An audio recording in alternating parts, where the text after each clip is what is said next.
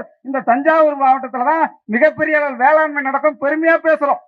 ஆனால் இந்த ஊர்ல நெல் விவசாயம் செய்து இந்த நெல் நாம கொள்முதல் செய்யணும்னா ஈரப்பதம் என்ன ஆகுதுன்னு சொல்லிட்டு டெல்லியில இருந்து சொல்றான். டெல்லியில இருந்து சொல்லுவானா இந்த ஈரப்பதத்துல தான் எங்களுக்கு நெல் வேணும்னு, அதான் நம்ம கொள்முதல் நிலையத்தில் கொடுக்க முடியும். நம்முடைய நெல்லினுடைய விலையை தீர்மானிப்பது நாம் கிடையாது, தமிழ்நாடு கிடையாது, தமிழ்நாடு அரசு ஊழியர்களோ நம்முடைய விவசாயிகளோ கிடையாது, டெல்லிக்காரன் இந்திக்காரன்.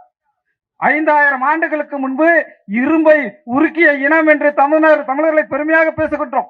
மயிலாடும்பாறை என்ற பகுதியில் கண்டுபிடிக்கிறாங்க.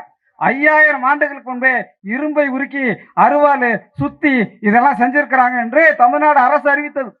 இன்றைக்கு தமிழ்நாட்டுக்குள்ள எங்கேயாவது ஒரு இடத்துல இரும்பு கிடைத்தால் அது தமிழ்நாட்டுக்கு சொந்தமா? இதோ சேலத்தில் எடுத்துக்கிட்டு இருக்கான் ஜிண்டால் என்பவன், வடநாட்டுக்காரன் வந்து எடுத்துக்கிட்டு இருக்கான். சேலம் ஸ்டெயின்லெஸ் ஸ்டீல் பிளான்ட் போட்டு வச்சிருக்கிறான். இந்திய அரசுக்கு சொந்தம். தமிழ்நாட்டுக்கு அடியில எது கிடைத்தாலும், நிலப்பரப்பு அடியில எந்த கனிமம் கிடைத்தாலும் இந்திய அரசுக்கு சொந்தம்.